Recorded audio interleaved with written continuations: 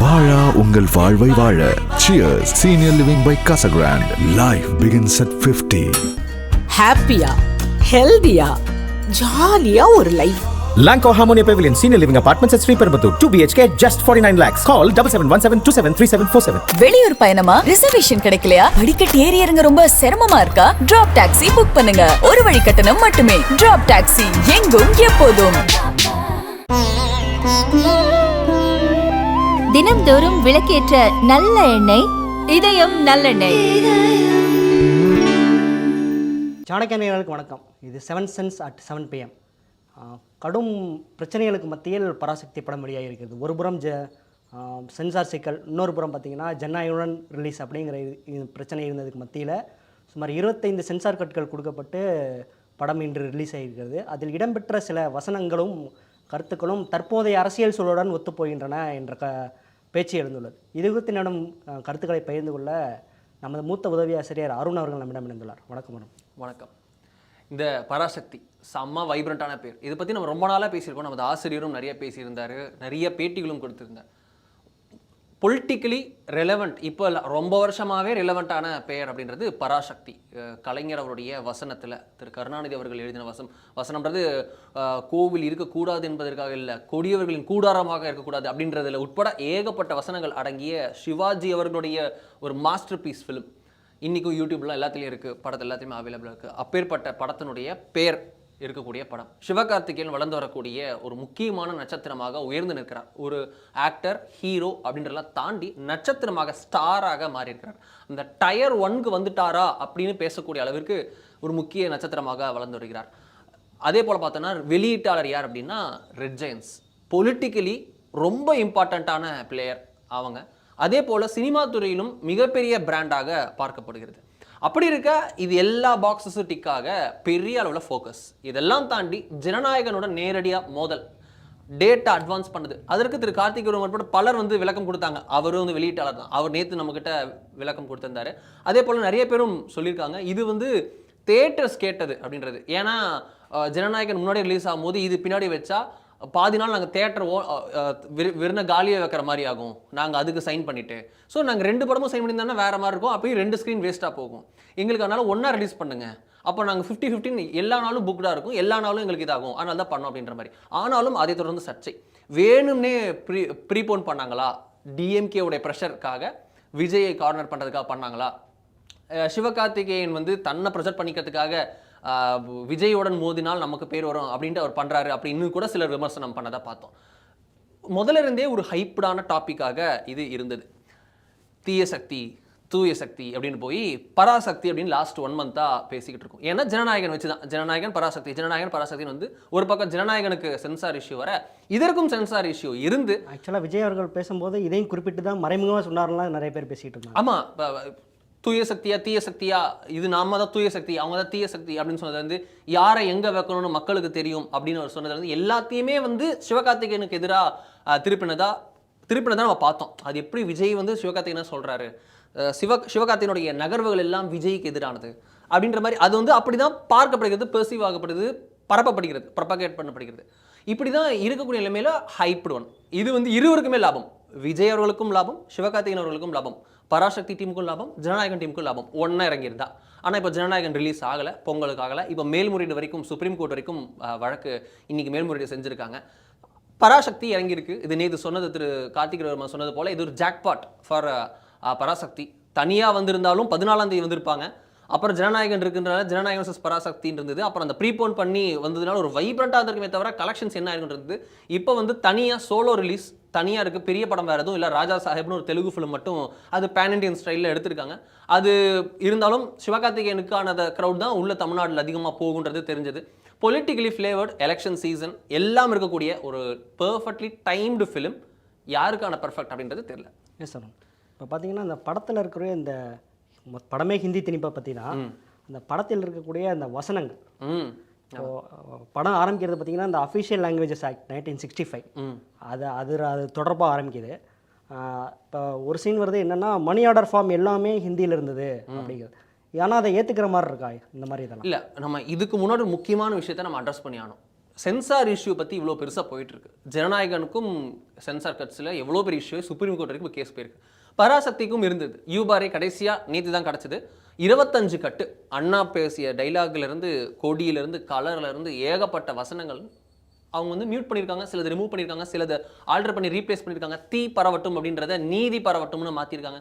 இது போல் பல விஷயங்கள் சென்சார் போர்ட் பண்ணியிருக்காங்க. அது குறித்த ஒரு கேள்வி வந்து திரு சிவகார்த்திகேயனிடம் கேட்கப்படுகிறது. மெச்சூர்டான ஒரு ஸ்டேட்மெண்ட்டை கொடுக்கிறார் திரு சிவகார்த்திகேயன். என்ன சொல்கிறாருன்னா, சென்சார் போர்டில் இருக்கிறவங்களும் மனிதர்கள் தான், அவர்கள் கண்ணுக்கு அது தவறாக தெரிகிறது, அதனால் ரிமூவ் பண்ணியிருக்காங்க அப்படின்ற மாதிரி, இதை கான்ட்ரவர்சி ஆக்காதீங்கன்ற மாதிரி அவர் கடந்து செல்கிறார். ரொம்ப ஒரு பெர்ஃபெக்டான லைனை டோ பண்ணியிருக்காரா அப்படின்ற பார்வை வருகிறது.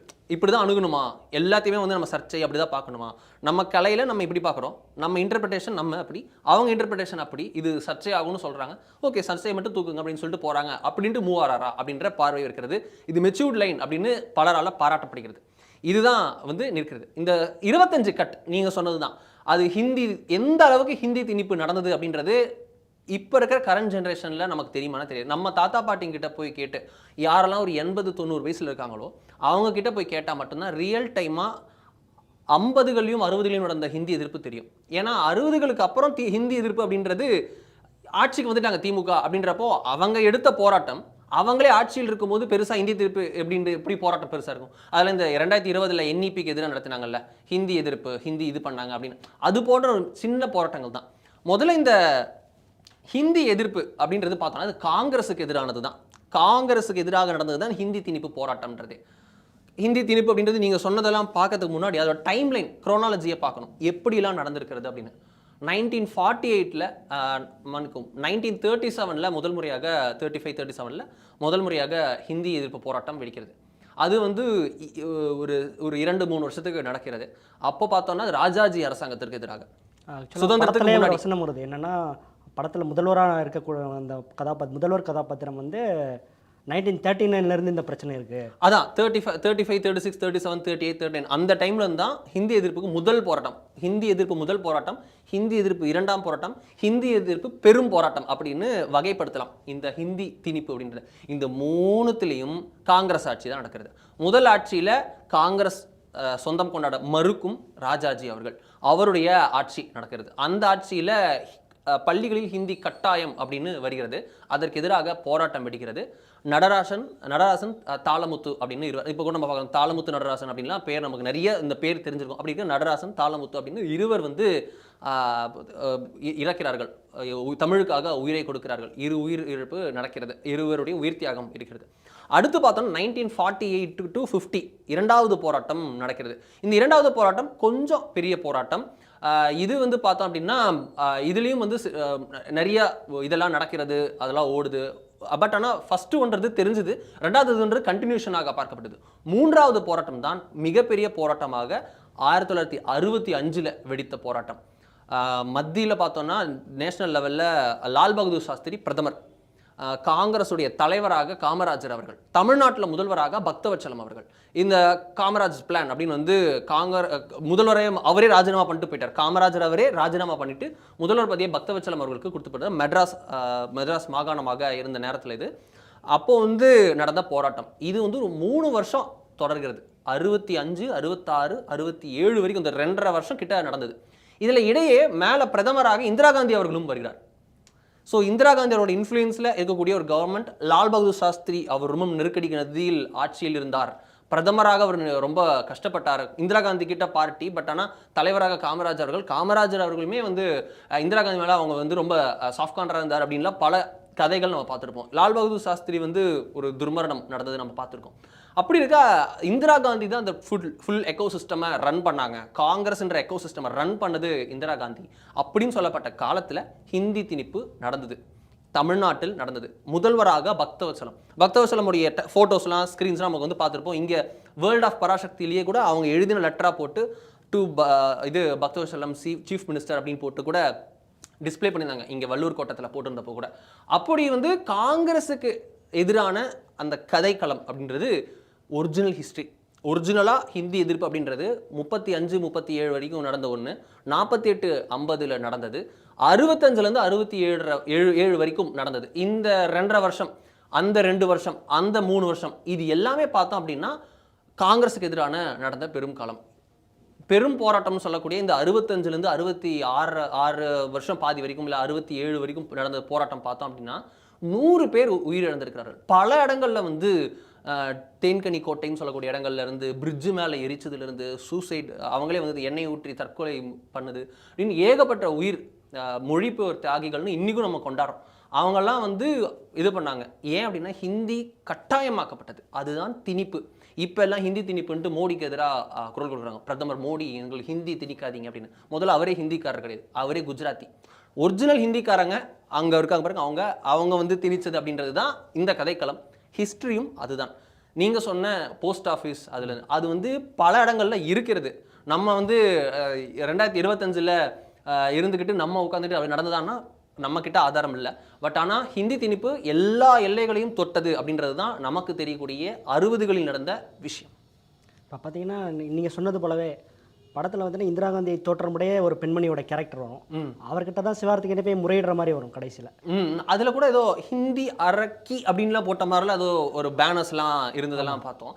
ஸோ அதில் இந்திரா காந்தி அவர்களை படத்தில் நல்லவங்களா காமிச்சிக்கலாம். இந்திரா காந்தி அவங்களுக்கு தெரியாமல், ஐயோ அவங்களுக்கு தெரியாமல் காங்கிரஸ் வந்து ஹிந்தி திணிக்குது அப்படின்ற மாதிரிலாம் சொல்லலாம். இது வந்து அவங்களுக்கு ஏதாவது ஒன்று சரி கோச்சிக்கூடாது அப்படின்னு ட்ரை பண்ணுறாங்களா அப்படின்னு என்னன்னு தெரியாது. பட் ஆனால் யார் என்னன்னு தெரியும், who was taking the calls அப்படின்றது தெரியும். காங்கிரஸில் முடிவுகளை எடுக்கும் இடத்தில் அந்த நேரத்தில் யார் இருந்தாங்க அப்படின்றது தெரியும். பவர் சென்டர்ன்றது என்ன? இப்போ பவர் சென்டர் யார்? கார்கே தலைவர், மல்லிகார்ஜுன் கார்கே அப்படின்றது தான் தலைவர். யார் பவர் சென்டர் காங்கிரஸில்? சோனியா காந்தி, ராகுல் காந்தி. கார்கே அப்படின்றவர் 1A அப்படின்னு தான் அவங்க பார்ப்பாங்களான்ற. 1 கார்கேனாலும் 1A அப்படின்னு ராகுல் காந்தியை சொல்லுவாங்க. எந்த பதவியிலும் இல்லாத தலைவர் தான். ஸோ கார்கே அவர்களுக்கான முழு சுதந்திரம் இருக்கா அப்படின்னா, சீதாராம் கேசரிக்கு என்ன நடந்தது 99 சீதாராம் கேசரி என்ற காங்கிரஸ் தேசிய தலைவருக்கு அவர் எப்படி தேசிய தலைவர்லேருந்து மாற்றப்பட்டார், அந்த டிரான்சிஷன் எவ்வளோ ஸ்மூத்தாக நடந்தது, அதெல்லாம் ஹிஸ்ட்ரியில் இருக்குது, வரலாற்றில் இருக்கக்கூடிய பக்கங்கள். அதெல்லாம் போய் பார்த்தோம்னா தான் காங்கிரஸில் பவர் சென்டர் அப்படின்றது இருக்கும். ஹை கமாண்ட் ராகுல் காந்தி முடிவு பண்ணுவாருங்கன்னு சொல்லுவாங்க. ராகுல் காந்தி தலைவர் கிடையாது, பிரதமர் கிடையாது, எதிர்க்கட்சி தலைவர். ஆனால் காங்கிரஸில் பார்ட்டி அஃபேரை முடிவு பண்ணுவது ராகுல் காந்தி அப்படின்னு சொல்லுவாங்க. நம்ம அவர் தவறு சொல்ல முடியாது, அவங்க குடும்பம் கட்சி மாதிரி தான் அவங்க வச்சிருக்காங்க. பட் அது நம்ம ஒன்றும் சொல்ல முடியாது. பட் ஆனால் பவர் சென்டர் அங்கே தான் இருக்குது அப்படின்றது யதார்த்தம். அப்படி இருக்க இந்திரா காந்தி அவர்கள் மீது தவறே இல்லை அப்படின்னு சொல்வதுன்றது அது வந்து படத்தில் வச்சிருக்காங்கன்றது, அது என்ன இன்டென்ஷன்றது அவங்க தான் சொல்லணும். இது டைரக்டாக இன்டெண்டட் டுவர்ட்ஸ் காங்கிரஸ் ஒரிஜினலி. இப்போ பார்த்தீங்கன்னா படத்தில் இன்னொரு டைலாக் வருது, அதாவது வில்லன் கேரக்டர் பேசக்கூடிய ஒரு டைலாக். நீங்கள் என்ன செஞ்சாலும் நாங்கள் வந்துக்கிட்டே தான் இருப்போம் அப்படின்னு ஒரு டைலாக் ஜெயம் ரவி சொல்கிறாரு. ஐ மீன் ரவி மோகன் சொல்கிறாரு. சிவகார்த்தியின் கதாபாத்திரம் பேசுகிற டைலாக் என்னன்னா, நீங்கள் வாங்கடா, நீங்கள் வந்தாலும் எங்கள் பேரன் பேத்தி உங்களுக்காண்டி வருவாங்க. ஓகே, தாத்தா காலத்து அப்படின்லாம் சொல்லுவாங்கல்ல, அது போல் வந்து பேரன் பேத்தி வருவாங்க அப்படின்னு. உண்மையா ஹிந்தி திணிச்சா இல்லை, எந்த மொழி திணிச்சாலும் எந்த இது திணிச்சாலும் அது வந்து தவறு தான். அது யாருமே திணிப்பை யார் தான் ஆதரிப்போங்கன்ற மாதிரி தான் வந்து நிற்கிறது. இதில் எல்லாமே வந்து திணிப்பு அப்படின்றது தான். யார் திணிச்சா அப்படின்றது ஊருக்கே தெரியும். காங்கிரஸ் ஆட்சியில் திணிப்பு நடந்தது, போராட்டம் நடந்தது, டேட்டா இப்போ நம்ம சொன்னோம், டைம்லைன் சொன்னோம், குரோனாலஜி சொன்னோம், இது ஓகே. இப்போ நடக்குது, இப்போல்லாம் ஹிந்தி திணிப்பு அப்படின்னா எந்த ஹிந்தி திணிப்பு? மோடி அவர்கள் வந்ததுக்கு அப்புறம் எத்தனை மத்திய தேர்வுகள் வந்து ஹிந்தியிலிருந்து தமிழ் வந்து சேர்க்கப்பட்டிருக்கிறது. இவங்க கடிதம் எழுதி சேர்க்கப்படுதில்லை. இதுக்கு முன்னாடி கடிதமே ஏன் எழுதலை, ஏன் சொல்லவே இல்லை? ஆட்சியில் இருந்ததே நீங்கள் தானே. கம்யூனிஸ்ட்லேருந்து இங்கெல்லாம் சு வெங்கடேசன் கடிதம் எழுதுறாருல. மத்தியில் 2004 9 வரைக்கும் காங்கிரஸ் ஆட்சி கம்யூனிஸ்டின் உதவியோட தானே இருந்தது. மதசார்பற்ற ஆட்சி அமைப்போம், மதவாத பாஜகவை ஆட்சிக்கு வராமல் தடுக்க நாங்கள் ஆதரவு அளிக்கிறோம் அப்படின்னு சொல்லிட்டு கேரளாலையும் வெஸ்ட் பெங்காலையும் சண்டை போட்டுக்கிட்டே மத்தியில் ஆட்சிக்கு ஆதரவு கொடுத்த கம்யூனிஸ்ட் கட்சி ஏன் 2004-9 பீரியட்ல தமிழை வந்து தேர்வு மொழியாக கொண்டு வரவில்லை? இப்போ மோடி அவர்கள் தான் என்னமோ வந்து 1947 மோடி அவர்கள் தான் ஆட்சி செய்கிற மாதிரியும், ஏன் மோடி அவர்கள் வந்து தேர்வில் தமிழ் கொண்டு வரவில்லை, மோடி வந்து ஹிந்தியை திணிக்கிறார் அப்படின்னு குஜராத்தியான மோடி மேலே பழி போடுறாங்க. இது எவ்வளோ ஒரு கான்ட்ரவர்சியாக ஒரு அயனி மாதிரி வந்து நிற்குது. குஜராத்தியான மோடி ஹிந்தியை திணிக்கிறார் அப்படின்ட்டு இத்தனை நாளில் செய்யாமல் இருந்தவங்களை விட்டுட்டு திடீர்னு ஏன் செய்யலை அப்படின்னு, ஆஹா தமிழ் இல்லையான்னு கண்டுபிடிச்சு தூக்கத்தில் இருந்துச்சு கண்டுபிடிச்ச மாதிரி அக்யூசேஷன்ஸ் வருதான் நம்ம பார்த்துருக்கோம். ஏகப்பட்ட தேர்வுகள், சிஆர்பிஎஃப்லேருந்து சிஐஎஸ்எஃப்லேருந்து ஏகப்பட்ட தேர்வுகளில் தமிழ் சேர்க்கப்பட்டிருக்கிறது. அந்த காலத்தில் ஹிந்தி மட்டுமே இருந்ததாக நான் சொல்கிறாங்க. அதாவது நீங்கள் எந்த ஸ்டேட்டாக வேணா இருங்க, குஜராத்தியோ மராத்தியோ தமிழோ மலையாளமோ தெலுங்கோ கன்னடமோ இல்லை உங்களுக்கு அங்கே பஞ்சாபியோ யாராக வந்துட்டு போங்க, மேலே அஸ்ஸாமியோ இல்லை போஜ்புரியோ எல்லாமே ஹிந்தியில் தான் எழுதணும் அப்படின்னு சில இருந்து தான் சொல்கிறாங்க. படத்திலே இருந்ததாகவும் நீங்களும் படத்திலே இந்த மாதிரி ஒரு யூபிஎஸ்சி எழுதக்கூடிய ஒரு மாணவர் வந்து ஒரு சிஎம் காலில் விழுந்து கதற மாதிரி சீன்லாம் வரும். அதான் அப்படிலாம் இருந்தால் சொல்கிறீங்க. இப்போ எத்தனை மொழியில் இருக்குது? 3 மொழியில் எழுதலாம். அந்த எந்த மொழியில் இந்த 2+3 ஹிந்தியும் இருக்கிறது. அது அந்த மாநில மொழி. நம்ம ஊரில் வந்து தமிழ் அண்ட் இங்கிலீஷில் எழுதலாம். அப்படி ஃபெசிலிட்டி நிறைய தேர்வுகள் மத்திய தேர்வுகளுக்கு வந்திருக்கிறது. அப்படிப்பட்ட ஃபெசிலிட்டி கொடுத்துருக்கிறது மோடி. இப்போ வந்திருக்கிற நேஷனல் எஜுகேஷன் பாலிசி, அந்த எஜுகேஷன் பாலிசியோடைய என்ன இது சொல்கிறது, என்ன வந்து சஜஸ்ட் பண்ணுது அப்படின்னா, நீங்கள் வந்து நாடு முழுக்க 3 மொழிகளை சொல்லித்தரணும். 1 தாய்மொழியாக இருக்கணும், 2வது இங்கிலீஷாக இருக்கணும், 3வது ஏதேனும் ஒரு தமிழ் இந்திய மொழி அப்படின்னு சொல்கிறாங்க. ஏதேனும் ஒரு இந்திய மொழினா கிருஷ்ணகிரியில் இருக்கிறவங்க கன்னடம் கூட கற்றுக்கலாம், கோயம்புத்தூரில் இருக்கிறவங்க மலையாளம் கூட கற்றுக்கலாம், சென்னையில் நார்த்தில் இருக்கிறவங்க இல்லை வேலூரில் இருக்கிறவங்க தெலுங்கு கூட கற்றுக்கலாம், பக்கத்தில் போய் வர்த்தகம் பண்ணிட்டு வரதுக்காக. அதுக்கு ஒரு ஆஃபர் தானே.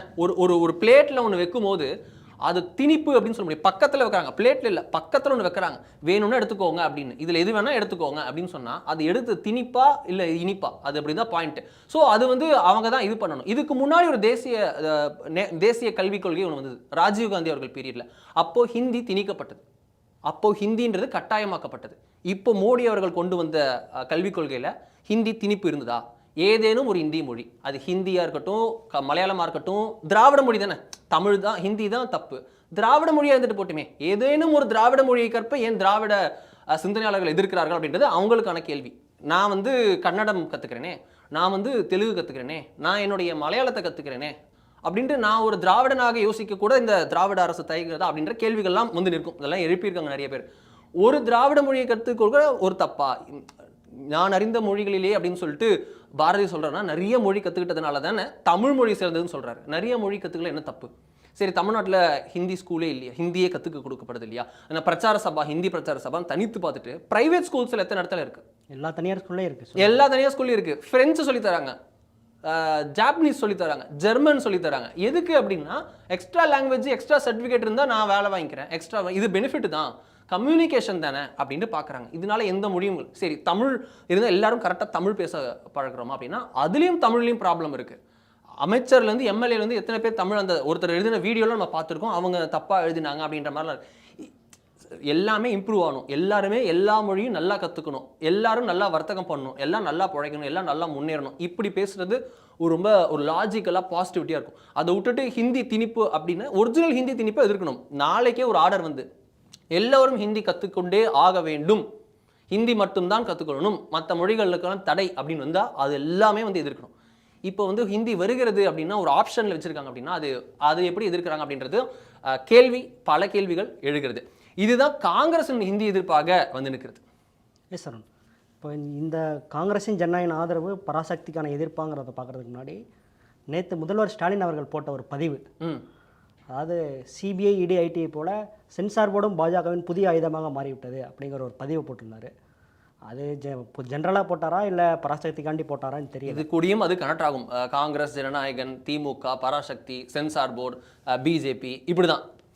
திமுகக்கா இது இருக்குது, பராசக்தி இருக்குது, காங்கிரஸுக்கா ஜனநாயகன் இருக்குது, பிஜேபிக்கா சென்சார் போர்டுக்குன்னு டான்ஸ் வேணுமா டான்ஸ் இருக்குது, பாட்டு வேணுமா பாட்டு இருக்குன்னு நம்மளும் தில்ராஜு மாதிரி சொல்கிற மாதிரி பொங்கலுக்கு வந்துருச்சு. என்ன அப்படின்னா சென்சார் போர்டு இதெல்லாம் பயன்படுத்தப்படுகிறது அப்படின்னா ஆளுக்கு ஒன்று இருந்தது. டாவின்சி கோட் ஏன் தடை பண்ணாங்க திமுக? 2009 டாவின்சி கோட் தமிழ்நாட்டில் தடை செய்யப்பட்டது. ஏன்? அது ஒருத்தருக்கு ஒரு பாயிண்ட் ஆஃப் வியூ இருக்கும்ல. சோனியான்னு ஒரு பாட்டு லைன் வந்தது, அதற்கு காங்கிரஸ்காரர்கள் ஏன் எதிர்ப்பு தெரிவித்தார்கள்? காங்கிரஸ் தடை செய்த படங்கள் 60-70 படங்கள் லிஸ்ட் இருக்கு, உடனே நம்மளால வெளியிட முடியும். இப்போ நம்ம சொன்னால் லைவ்ல ஆனார்ல இப்போ படிச்சு காட்ட முடியும். காங்கிரஸ் ஆட்சியில் இருந்தபோது சென்சார் கட் செய்யப்பட்ட படங்கள், சென்சாரில் மொத்தமாக பேன் செய்யப்பட்ட படங்கள் அப்படின்றது ஏகப்பட்ட படங்கள் இருக்கிறது.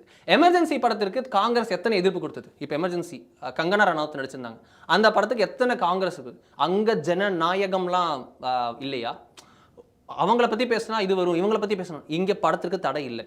கட்ஸ், போர்ஷன்ஸ், சர்ச்சைக்குள்ள கருத்துக்கள், ராணுவத்தை தப்பாக ப்ரொஜெக்ட் பண்ண பேச மாட்டாங்க, பட் தப்பாக ப்ரொஜெக்ட் பண்ணால் ஒரு வில்லனுக்கு ஆதரவாக ராணுவம் இருக்கிறது போல காட்சிகள் இருக்குது அப்படின்னா அதை சென்சார் போர்டு பார்க்குமா? இருக்கான்னு தெரியாது, இருக்கா நமக்கும் புரியாது, தெரில, நம்ம அப்படியும் சொல்லலை. பட் அவங்க தான் பார்த்துருப்பாங்க. பட் ராணுவம்ன்ற போது சென்சிட்டிவ் இருக்குல்ல, ராணுவத்தை பாசிட்டிவாக தான் என்றைக்குமே காட்டணும். ராணுவத்தை வந்து என்னைக்காவது வந்து இந்திய பாதுகாப்பு படைகளை தப்பாக காட்டுற மாதிரி, சின்னங்களை தப்பாக காட்டுற மாதிரி அது எப்படி நம்ம ஏற்றுக்க முடியும்? அது வந்து சென்சார் போர்டு பண்ண தான் செய்யும். அது போன்ற விஷயங்கள்லாம் இருக்கு. என்ன இருக்குன்றது நமக்கு தெரியாது. அப்பீல் போய் ஸ்க்ரீனிங் பண்ணி படம் வந்து பார்த்தா தான் நமக்கு தெரியும். பட் ஆனால் அது சென்சார் வச்சுலாம் நம்ம சொல்ல முடியுது. பட் ஆனால் இங்கே இருக்கிற பாலிடிக்ஸ் தான் படம். சினிமாலேருந்து அரசியல், அரசியலேருந்து சினிமா அப்படின்னு 2026 எலெக்ஷன் ஏன் இவ்வளோ சூப்பராக இருக்குது, ரொம்ப கலர்ஃபுல்லாக இருக்குது. இத்தனை நாள் சினிமா மட்டுமே பார்த்துட்டு இருந்தவங்க கூட இந்த டைம் அரசியல் என்ன நடக்குது அப்படின்னு கூர்ந்து கவனிக்கிறாங்க. அப்படின்னா காரணம் விஜய் அவரோட என்ட்ரி. அதற்கு திமுக வந்து பராசக்தியை பயன்படுத்துகிறது ஆஸ் அ ஷீல்டு. அவங்க வந்து ஹிந்தி அவங்களோட பேஸில் சில விஷயங்களை ஆக்டிவேட் பண்ணுறாங்க அப்படின்னு வரும்போது காங்கிரஸ் வந்து திமுகவுடன் அந்த மோதல், ஆட்சியில் பங்கு அதிகாரத்தில் பங்கு அப்படின்னு வந்துட்டு அவங்க விஜயுடன் வந்து ஒரு பக்கம் பேச்சுவார்த்தை நடத்திக்கிட்டு இதில் ஜனநாயகனுக்கு வந்து அவர்கள் வந்து ஆதரவாக பேசினது நம்ம அன்றைக்கி பேசினப்பவே தான். அதாவது ஆட்சி அதிகாரம் பங்கு அப்படின்ற மாதிரி தாவேக்காவுடன் கூட்டணி டச்சில் இருக்காங்க, பேச்சுவார்த்தை இது மாதிரி பேச்சுகள் வரும்போது திமுகவுக்கு எதிராகவே கேள்விகள் எழுப்பும் போது ஜனநாயகன் படத்துக்கு பிரச்சனை அப்படின்னு வந்துச்சுன்னா காங்கிரஸுக்கு பிஜேபி அடிப்பது லட்டு மாதிரி. இந்த டாப்பிக்கை வச்சு இறங்கி அடிப்பாங்க. அப்பா எனக்கு ஒருத்தன் கடைசிட்டா அப்படின்ற மாதிரி நல்லா கொட்டுவாங்களா அந்த படசீன் வரும்ல, அது மாதிரி நல்லா அடிப்பாங்க. அப்படி தான் ஜனநாயகனுக்கு ஆதரவு. இங்கே தான் கேள்வியும் இருக்கிறது. ஏன் காங்கிரஸ் தரப்புல இருந்து பராசக்தியில் வந்து 25 கட்ஸுக்கு இது வரைக்கும் யாருமே வந்து ஒரு கேள்வி எழுப்பலை அப்படின்னு இன்னொரு கேள்வியும் வருகிறது. 25 கட்ஸ் வந்திருக்கு பராசக்தி அப்படின்னா அந்த கட்ஸ்லேருந்து இது எல்லாமே பார்த்தோம் அப்படின்னா அது மேக்ஸிமம் இன்டெண்டட் டுவர்ட்ஸ் காங்கிரஸ், அன்றைய காங்கிரஸ் அரசுக்கு எதிராக வந்திருக்கக்கூடிய வசனங்கள். இப்போவே பார்த்த ஒரு வசனம் பார்த்தோம் அப்படின்னா ஹீரோயின் வந்து சொல்கிற மாதிரி ஒரு வசனம், நீங்கள் இப்போ பண்ணுற இதுக்கு வந்து இந்த ஜென்மத்தில் வந்து ஆட்சிக்கு வரப்போகிறதில்ல அப்படின்னு காங்கிரஸை பார்த்து சொல்கிற மாதிரி. ஹீரோயின் வந்து அவர் தந்தையை பார்த்து சொல்கிறாங்க. தந்தை யாருன்னா எம்பி, காங்கிரஸ் எம்பியாக அன்றைய எம்பியாக இருந்தவர். அவருடைய மகளே சொல்கிறாங்க, நீங்கள் பண்ணுற தமிழுக்கு இழைத்த துரோகத்திற்கு இந்த ஜென்மத்துக்கு நீங்கள் ஆட்சிக்கு வரப்போகிறதில்ல அப்படின்னு அவங்க சொல்கிறாங்க. இது வந்து ரெட் ஜெயன்ஸ் ரிலீஸ் பண்ணக்கூடிய படம், திமுகவினர் கொண்டாடக்கூடிய படம். தீ பரவட்டும்னு இருக்கிறது. இந்த தீ பரவட்டும்ன்றது முதல் டைம் யார் பயன்படுத்தினான்றதை போய் பார்த்தா தெரியும். 2023 முதல்வர் ஸ்டாலின் அவர்கள் பயன்படுத்திய ஹேஷ்டேக் அது இந்த படத்தில் தீ பரவட்டும்ன்ற ஹேஷ்டேக் பேராகவே வந்து அது சென்சார் போர்டு வந்து நீதி பரவட்டும்னு மாற்றினாங்க. தீ பரவட்டும்னா இட்ஸ் இன்ஸ்டிகேட்டிங், ஏதோ வன்முறை தூண்டுவது போல இருக்குன்னு அவங்க நினச்சிருக்காங்கன்னு எனக்கு தெரியல. அது நீதி பரவட்டும்னு மாற்றினாங்க. இது ரொம்ப லாஜிக்கலாக இருக்கும். தீ பரவட்டும் நீதி பரவட்டும்ன்றது ஒரே மாதிரி ஒரே தட்டில் வந்து நிற்குது. ஒரு இதுதான் முடி அப்படின்றதற்கும் இன்னொரு வார்த்தைக்குமான வித்தியாசம்ன்ற மாதிரி தான் ஒரு ஒரு பெட்டர் வெர்ஷனாக இது வந்து கொடுத்துருக்காங்க. பட் ஆனால் அந்த தீ பரவட்டும் அப்படின்றத முதல்வர் பயன்படுத்தினார். ஒரு மம்தா பானர்ஜி அவர்களுக்கு ஆதரவாக போட்ட ட்வீட் அப்படின்றத நான் நினைக்கிறேன். அதில் அப்படி போட்டிருந்தார். அப்படி இருக்க இந்த இது யாருக்கு எதிராக போகிறது, இவங்களுக்கு எதிர் இதுவா அப்படின்ற பாயிண்ட்லாம் இங்கே தான் வந்திருக்கு. காங்கிரஸின் ஜனநாயகன் ஆதரவு அப்படின்றது பராசக்திக்கான எதிர்ப்பா, கூட்டணிக்குள் குழப்பமா அப்படின்ற பாயிண்ட்லாம் இங்கே தான் வந்து நிற்கிறது. சார் இப்போ படத்தில் இன்னொரு சீன் பார்த்தீங்கன்னா அந்த அதர்வாவுடைய கேரக்டர் வந்து கொடியை எரிப்பது போன்ற ஒரு சீன் வரும். அதாவது என்ன கொடினா காங்கிரஸ் ஒரு கட்சி கொடி.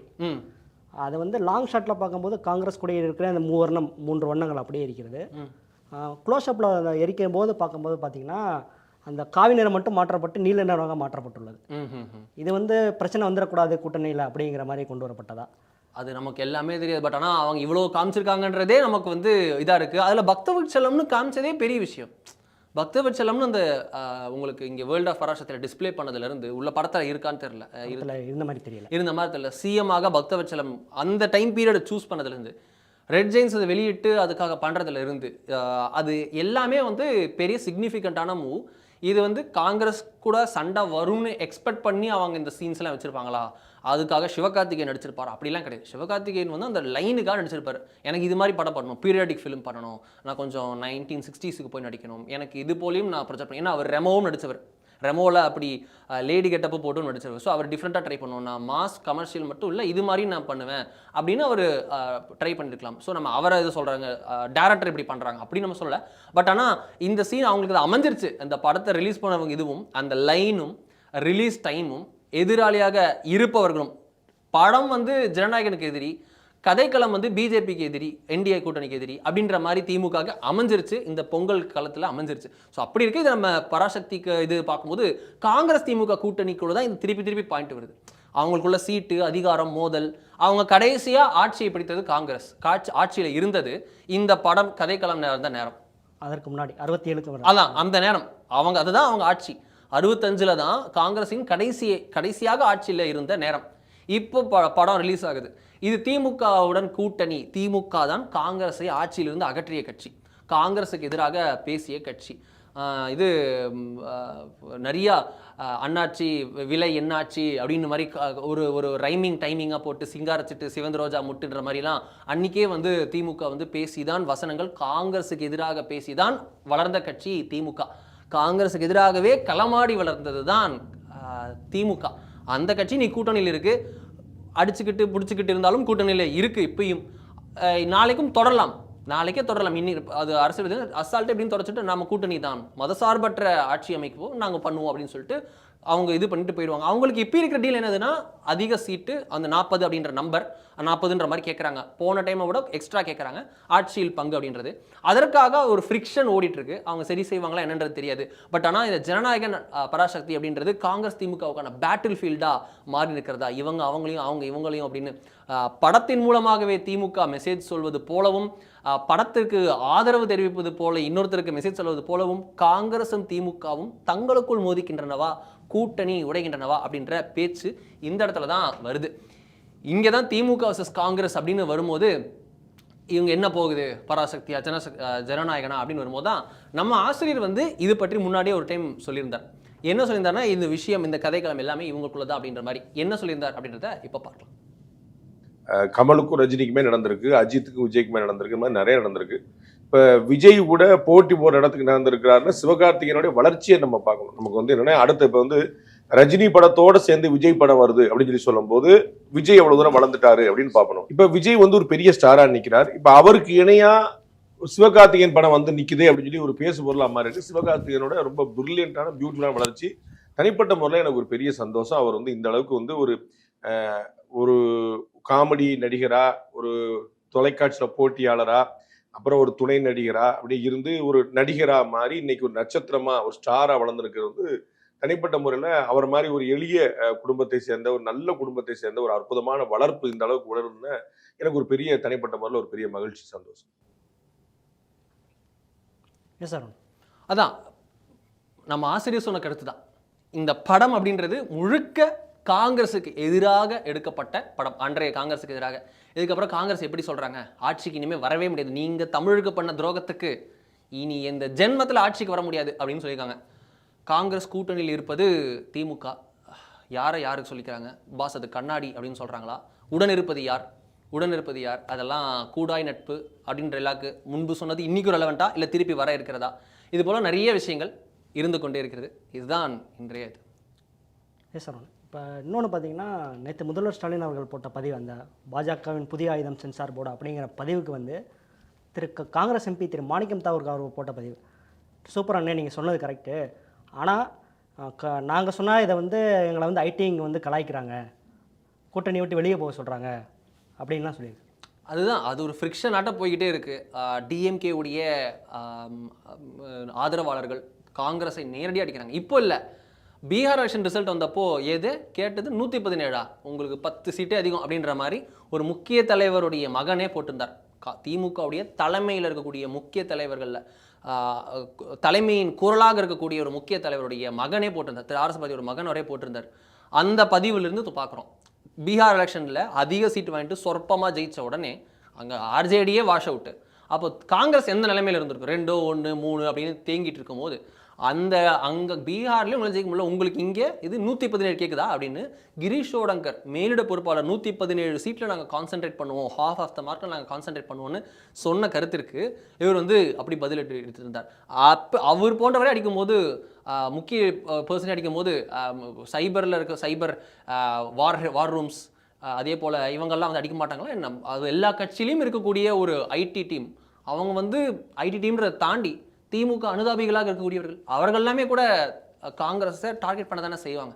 அது போயிட்டு தான் இருக்குது, பார்த்து தான் இருக்கும். காங்கிரஸுக்கு இருப்பவர்களும் கூட திமுகவை வந்து இவருடன் தொடரணுமா பண்ணணுமா அப்படின்ட்டு அவங்களோட லெவலுக்கு அவங்க குறைவானவர்கள் தான் இருக்கிறார்கள்.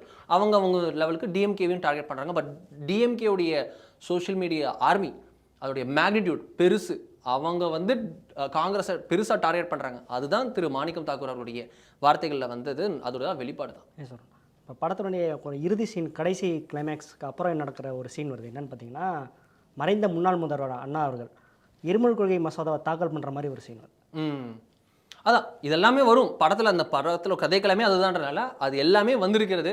இதெல்லாம் இன்னும் அடுத்தடுத்து எப்படி ரிசீவ் ஆகப்படுகிறது, எப்படி பதிலடி வருகிறது, பதில்கள் வருகிறது, பதிலடி வருகிறது அப்படின்றதெல்லாம் நம்ம பொறுத்துட்டு தான் பார்க்கணும். இன்றைக்கி ஒரு ஒன்லைன் ஆஃப் த ஸ்டோரி என்னென்னா, உண்மையாலுமே தீ பரவி இருக்கிறது இந்த 7 சென்ஸில். இன்றைக்கி நம்ம சொல்லுவது தீ பரவட்டும், தீ பரவட்டும், நாங்கள் நீதி பரவட்டும்னு மாற்றினாங்க. தீ பரவி இருக்கிறது. கூட்டணி தீ, கூட்டணிக்குள் தீ, இது பரவி இருக்கிறது. இது புகையாக வந்தது, நெடில் தூக்கியது, இப்போது தீயாக பத்தி இருக்கிறது. திரை வழியாக தரையில் எதிரொலிக்குமா அப்படின்றத பொறுத்திருந்தா பார்க்கணும். அதாவது யாருக்கு தீ யாருக்கு நீதிங்கிறத, அதான் யாருக்கு தீ யாருக்கு நீதி அப்படின்றதெல்லாம் நிதின்னு இருக்கு, எல்லாருமே பார்த்துப்பாங்க. இன்னொரு 7 சென்ஸ் தான் நம்ம இதை பேசுவோம். சார், உங்களுடைய கருத்துக்களை பயந்ததுக்கு மிக நன்றி.